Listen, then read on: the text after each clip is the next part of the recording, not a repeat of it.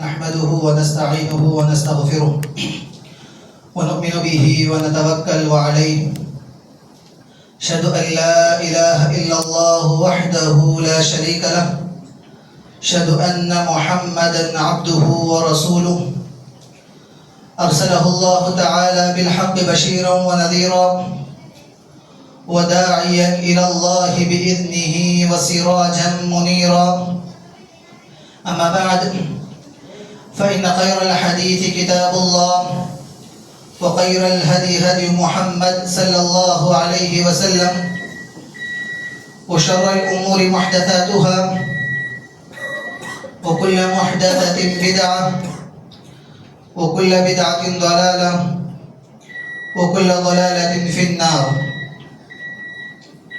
أعوذ بالله السميع العليم من الشيطان الرجيم من همزه ونفخه ونفسه. بسم الله الرحمن الرحيم. رب اشرح لي صدري ويسر لي أمري واحلل عقدة من لساني يفقه قولي ربي زدني علما. قال الله تبارك وتعالى في موضع آخر يوم نقول لجهنم هل امتلأت وتقول هل من مزيد وأزلفت الجنة للمتقين غير بعيد هذا ما توعدون لكل أواب حفيظ من خشي الرحمن بالغيب وجاء بقلب منيب ادخلوها بسلام ذلك يوم الخلود. تمام قسم کی تعریفات، توصیفات، کبریائی، بزرگی و بڑائی لائق و زیبا ہے اس اللہ وحدہ لا شریک کے لیے جس نے ہم تمام کو اشرف المخلوقات بنایا اور انسان بنانے کے بعد مذہب اسلام جیسی عظیم نعمت سے ہمیں بہرور کیا. سبحان اللہ و بحمدہ سبحان اللہ العظیم. لاکھوں کروڑوں درود و سلام کا نزول ہو تمام ہی انبیاء کرام علیہم الصلاۃ والتسلیم پر، بالخصوص میرے اور آپ کے آخری نبی جناب محمد الرسول اللہ صلی اللہ علیہ وسلم کی ذات مبارکہ مقدسہ مطہرہ پر جو ساری انسانیت کے لیے رحمت بنا کر مبعوث فرمائے گئے. اللہم بارک وسلم علیہ. قابل احترام ذی علم شخصیات، بزرگان دین، نوجوانان اسلام اور پردہ نشین عفت مآب اسلامی مائیں اور بہنیں، اللہ تبارک و تعالیٰ کا بے پایہ شکر و احسان ہے کہ اس کے خاص فضل و کرم سے خطبہ جمعہ کی مناسبت سے میں اور آپ اسی کے مقدس اور بابرکت گھر میں جمع ہیں.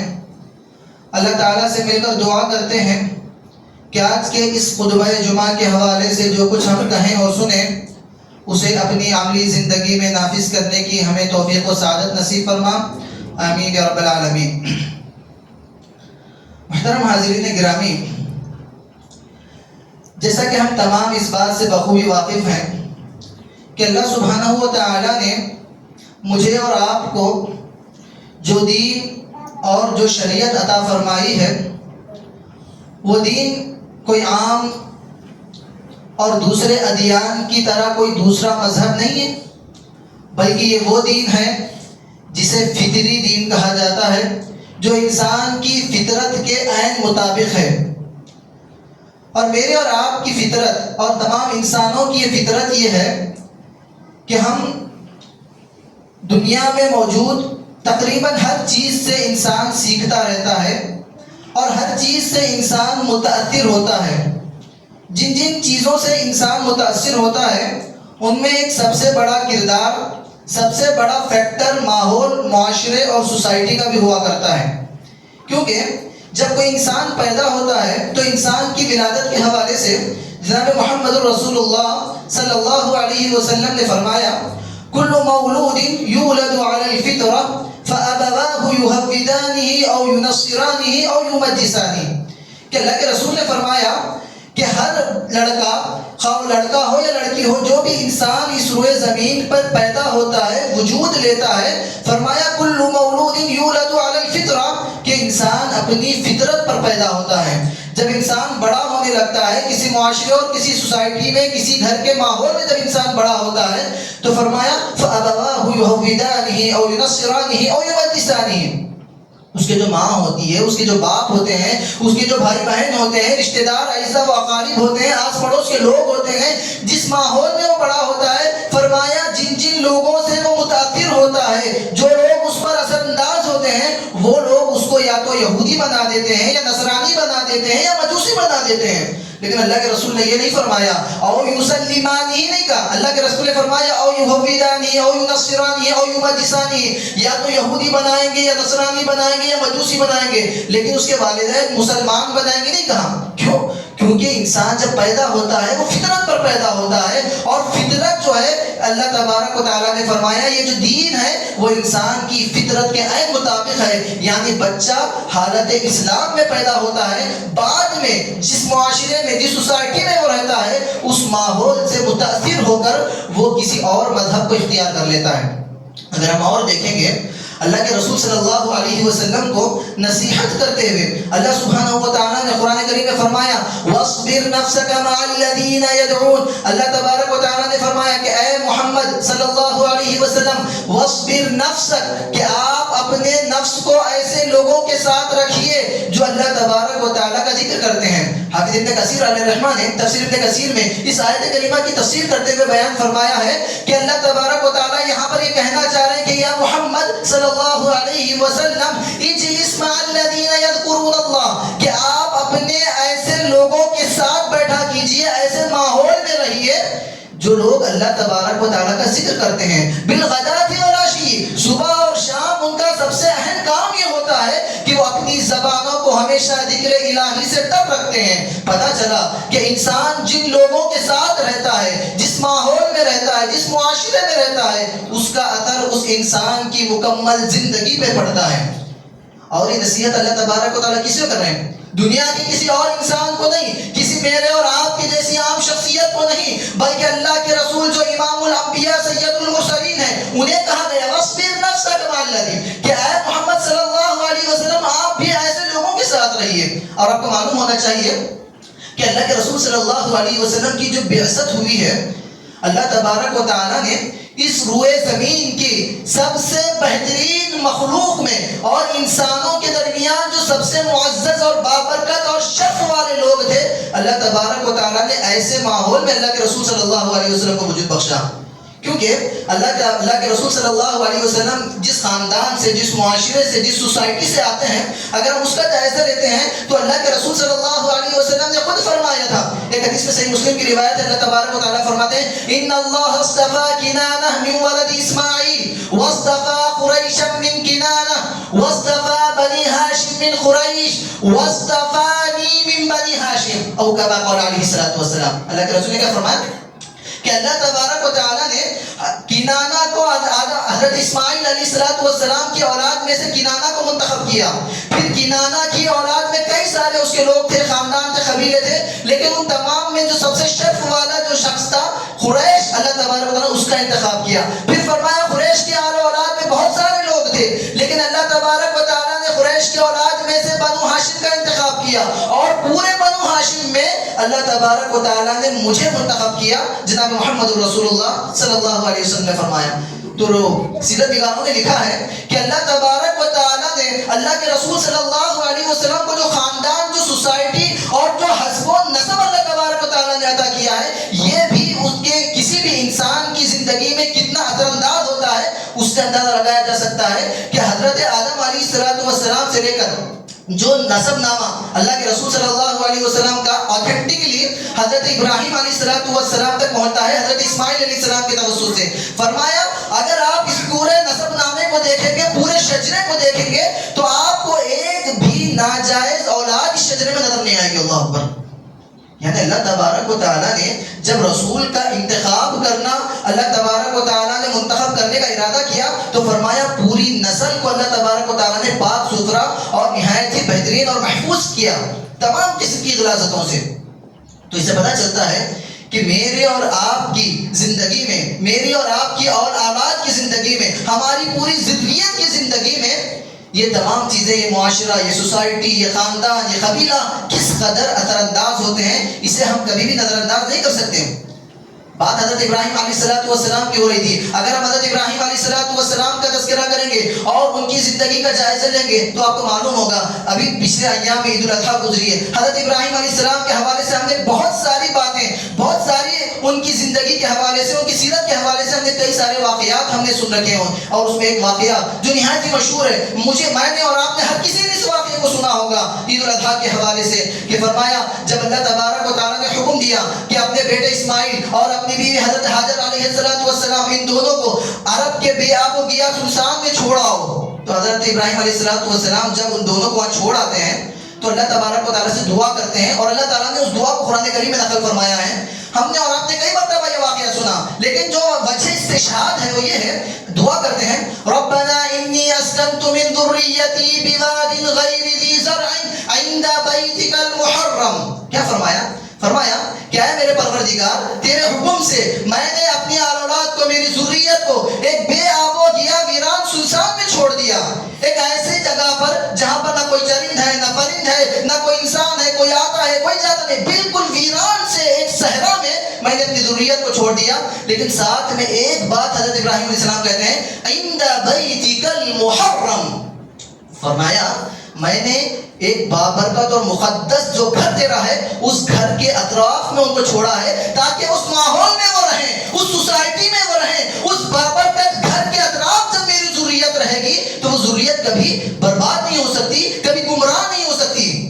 بے آب و گیا سنسان کا تذکرہ بھی کیا، لیکن ساتھ میں کہا میں نے تیرے بابرکت گھر کے پاس جو ہے نا میری ذریت کو چھوڑ دیا ہے۔ تو فرمایا علماء اکرام نے اس آیت کریمہ کی تفسیر میں وجہ استشہاد یہ بیان فرمایا ہے کہ میں اور آپ جس ماحول میں گھر لینا چاہتے ہیں، ہمیں چاہیے کہ ایسے معاشرے اور ایسی سوسائٹی کا انتخاب کریں جہاں پر ہمارے گھر کے قریب اللہ کا گھر ہو، ہمارے گھر کے قریب اللہ کا گھر ہو، مسجد ہو، میری آل اولاد، میرا بیٹا، میری بیٹی، میری بیوی، میرا پورا خاندان اور قبیلہ اس اللہ کے گھر کے اطراف جب رہیں گے، 5 وقت کی نماز کی پابندی ہوگی، جمعہ میں حاضری ہوگی، مسجد میں اگر عبادتوں کا اہتمام کے ساتھ ساتھ تربیت کا انتظام کیا جائے، درس و تدریس کا انتظام کیا جائے، مکاتب کا انتظام کیا جائے، تو فرمایا جب اس معاشرے میں میری اولاد رہے گی تو وہ اولاد کبھی بھی راہ راست سے ہٹ نہیں سکتی، راہ راست سے گمراہ نہیں ہو سکتی۔ اور اس کا تذکرہ، اس کی فکر حضرت ابراہیم علیہ السلام نے سب سے پہلے فرمائی تھی۔ تو غور کیجئے جب ہم گھروں کا انتخاب کرتے ہیں، جب ہم فلیٹ لینے کا انتخاب کرتے ہیں، ہم بہت سارے فیکٹر دیکھتے ہیں اور اکثر اب بیشتر ہم نظر انداز کر دیتے ہیں کہ وہ اس محلے میں ایک مسجد ہے یا نہیں ہے، ہم اس کو مکمل طور پر نظر انداز کر دیتے ہیں۔ یاد رکھیے ہمارے معاشرے اور ماحول کا اثر ہماری اولاد پر، ہماری پوری زندگیوں پر کتنا ہوتا ہے، آپ کو اس واقعے سے بھی اندازہ لگایا جا سکتا ہے۔ آپ نے کئی مرتبہ یہ واقعہ بھی سنا ہوگا، اللہ کے رسول صلی اللہ علیہ وسلم نے بنی اسرائیل کا ایک واقعہ بیان فرمایا۔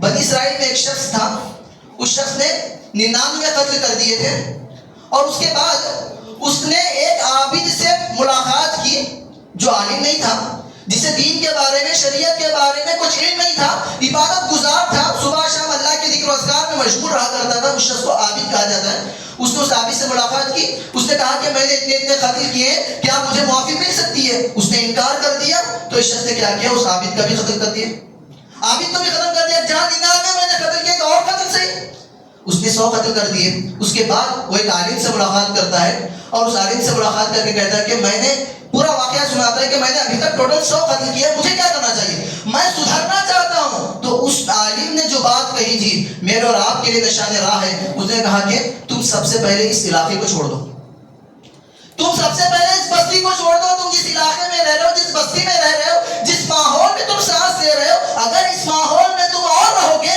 تو تم 100 سے زیادہ مزید تم قتل کرو گے، مزید گناہوں میں ملوث ہوگے۔ تم اگر سدھرنا چاہتے ہو، تم اگر راہ راست پر آنا چاہتے ہو تو اس ماحول کو چھوڑ کر فلاں علاقے میں جاؤ، فلاں جگہ اللہ کے نیک بندے رہتے ہیں، فلاں جگہ اللہ تبارک و تعالیٰ کی عبادتیں ہوتی ہیں، ریاضتیں ہوتی ہیں، تم اگر اس مقام پہ جاؤ گے تو وہاں پر تمہارے سدھرنے کے چانسز بڑھ جائیں گے، تم راہ راست پر آ سکتے ہو۔ تو پتا چلا کہ اس عالم نے بھی جو ہدایت کی تھی، جو رہنمائی کی تھی، وہ رہنمائی کیا تھی؟ انہوں نے بہت ساری باتیں نہیں کی، یہ پڑھو وہ پڑھو یہ اذکار کرو، انہوں نے کہا کہ تم پہلے اپنا ماحول بدلو، تم پہلے اپنے علاقے کو بدلو. جب تم اپنا علاقہ بدل لو گے، جب تک تم اپنا ماحول بدل لو گے تو تمہارے اندر خود بخود تبدیلیاں آنے لگ جائیں گی. تمہارے اندر خود بخود اللہ تبارک و تعالیٰ اس ماحول کے اثر کی بدولت تمہاری زندگی اللہ تعالیٰ کامیابی کے راستے پر لگا دے گا. حاضرین اکرامی، اتنا ہی نہیں، جب ہم اپنے بچوں کے لیے رشتے تلاش کرتے ہیں، ہزار قسم کی ہماری کوششیں ہوا کرتی ہیں. ہم لڑکے کے لیے اگر اپنی لڑکی کے لیے لڑکا تلاش کر رہے ہیں اور لڑکے کے لیے لڑکی تلاش کر رہے ہیں، ہماری یہ کوشش ہوتی ہے کہ ہم جسے اپنے گھر میں لے کر آئے یا جسے ہم اپنے گھر سے ودا کریں گے، وہ جس گھر میں جانے والی ہے وہ نہایت ہی بہترین ہو، وہاں کا ماحول اچھا ہو، وہ صحیح رشتہ اس کو ملتا ہے یا نہیں ملتا ہے. ہر والدین کی یہ سب سے بنیادی کوشش ہوا کرتی ہے.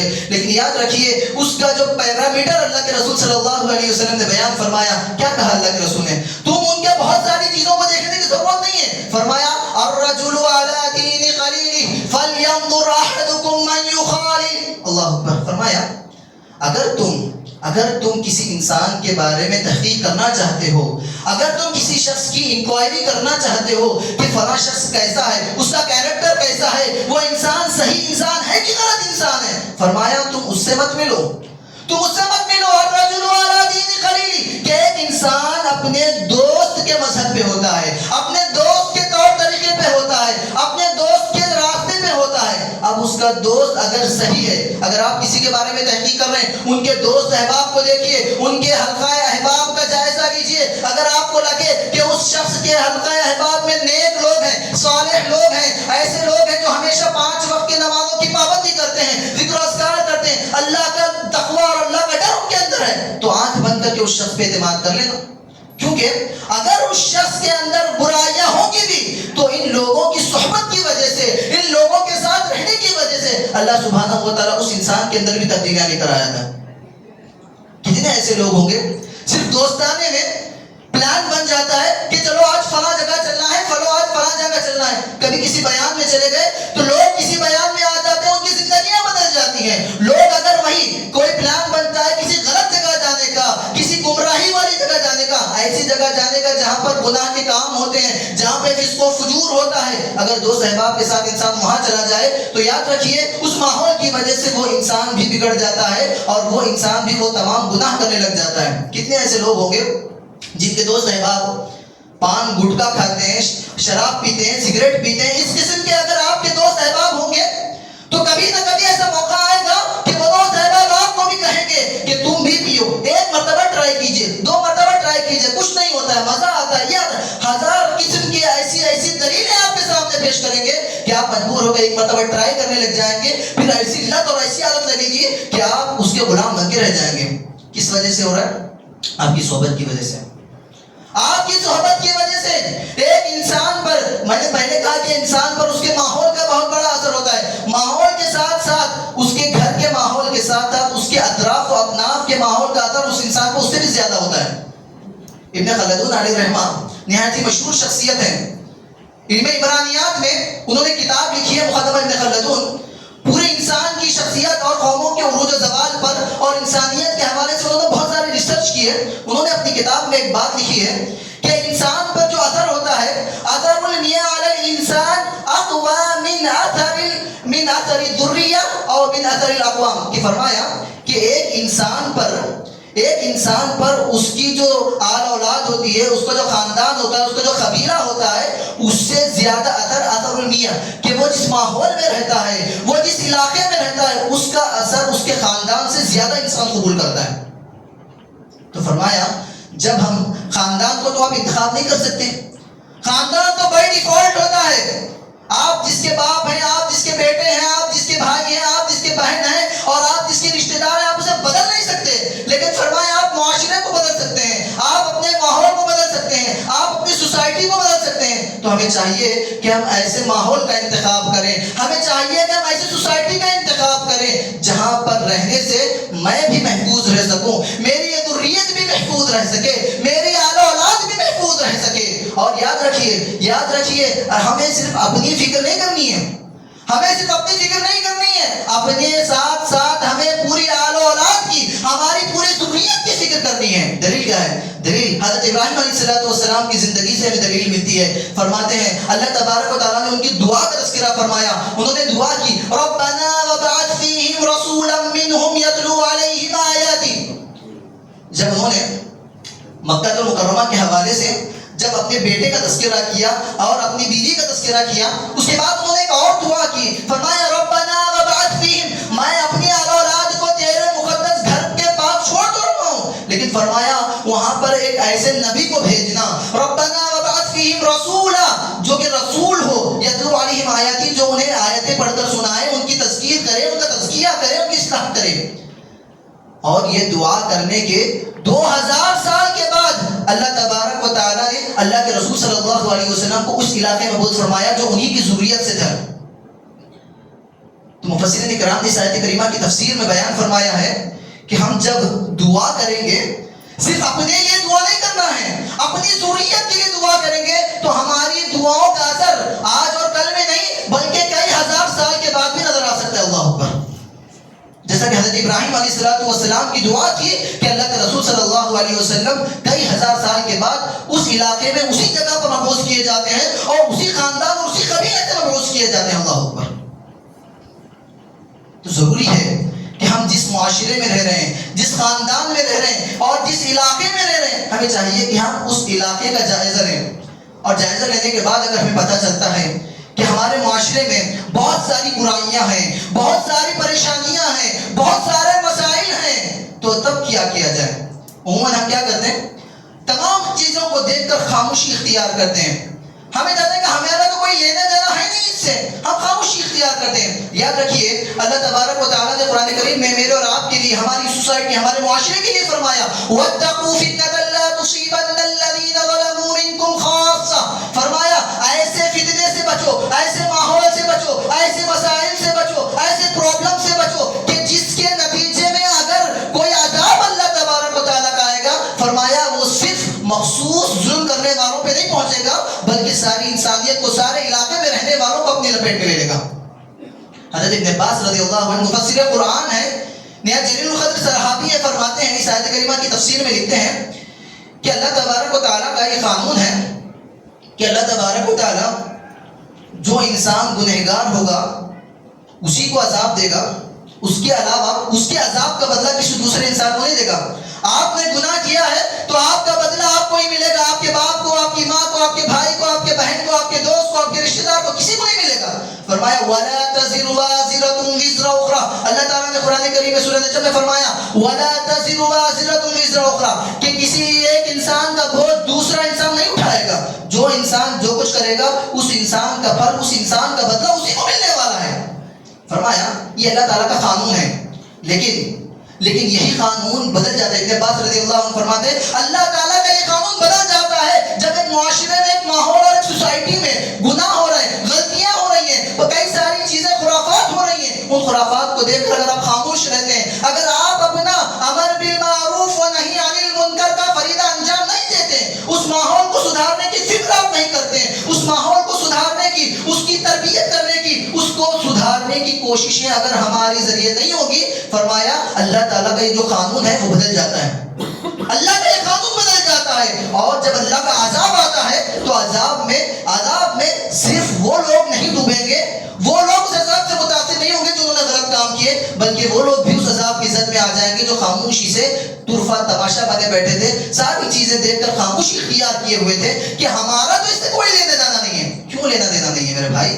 اللہ تبارک و تعالیٰ نے مجھے اور آپ کو خیر امت بنا کے بھیجا ہے، خیر امت بنا کے بھیجا ہے۔ جتنی بھی امتیں اس روئے زمین پہ وجود پائی ہیں، اللہ تعالیٰ نے فرمایا کنتم خیر امہ اخرجت للناس تأمرون بالمعروف وتنہون عن المنکر، فرمایا تمہیں ایک ٹائٹل دیا جاتا ہے کہ تم خیر امت ہو۔ جتنی امتیں حضرت آدم علیہ السلام سے لے کر حضرت عیسیٰ علیہ السلام تک جتنی بھی اقوام آئی، جتنی بھی جماعتیں آئیں، جتنے بھی لوگ اس روئے زمین پہ وجود بخشے گئے، فرمایا اے امت محمدیہ آپ ان تمام میں سب سے اعلیٰ ہو، سب سے سپیریئر ہو۔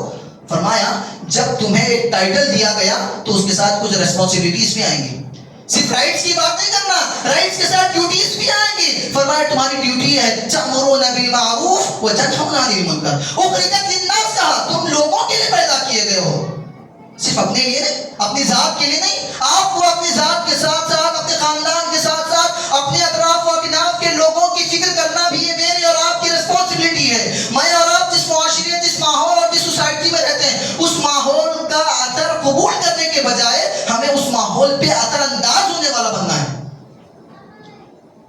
یہی تو سب سے زیادہ تکلیف دہ پہلو ہے کہ ہم ماحول سے متاثر بہت جلدی ہو جاتے ہیں. ماحول میں جو انسان فیمس ہے، جو شخصیت فیمس ہے، ہم آنکھ بند کر کے اس کے راہ اس کے پیچھے چل جاتے ہیں، اسے اپنا آئیڈیل مان لیتے ہیں. ہماری نوجوان نسل کو دیکھیے، کوئی ہیرو ان کا آئیڈیل ہے، کوئی ہیروئن ان کا آئیڈیل ہے، کوئی ایکٹریس، کوئی کرکٹر، کوئی فٹ بالر، پتہ نہیں کن کن لوگوں کو ہم نے اپنا آئیڈیل اور اپنا نمونہ بنا رکھا ہے. کیوں؟ کیونکہ ہمارے ماحول میں یہ ایک عام قسم کا ٹرینڈ چلا ہوا ہے.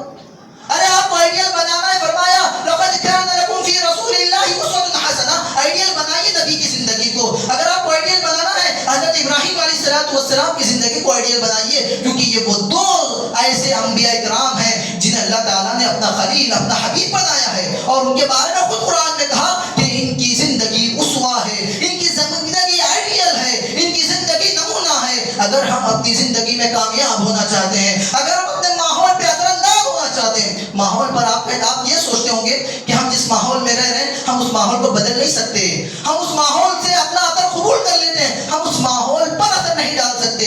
اگر آپ کی سوچ یہ ہے تو آپ کو اپنی اللہ کے رسول کی سیرت پڑھنی چاہیے. کیوں کہا گیا اللہ کے رسول کی سیرت اسوہ ہے؟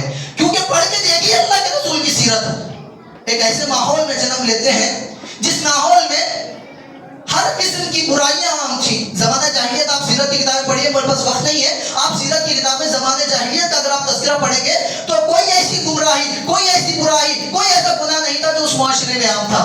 لیکن اس معاشرے میں اللہ تعالیٰ نے اللہ کے رسول کو جب نبی بنا کے بھیجا تو صرف 23 سال کی قلیل مدت میں جب اللہ کے رسول صلی اللہ علیہ وسلم مکہ فتح کرتے ہیں تو پورا علاقہ اللہ تبارک و تعالیٰ کے سامنے مکمل طور پر سجدہ ہو جاتا ہے، اور سارے کے سارے علاقے میں لوگ مسلمان ہو جاتے ہیں.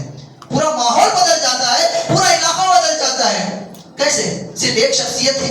شروعات ایک شخص سے ہوئی تھی، اللہ تبارک و تعالیٰ نے ان کی مدد فرمائی، ان کی مدد کی.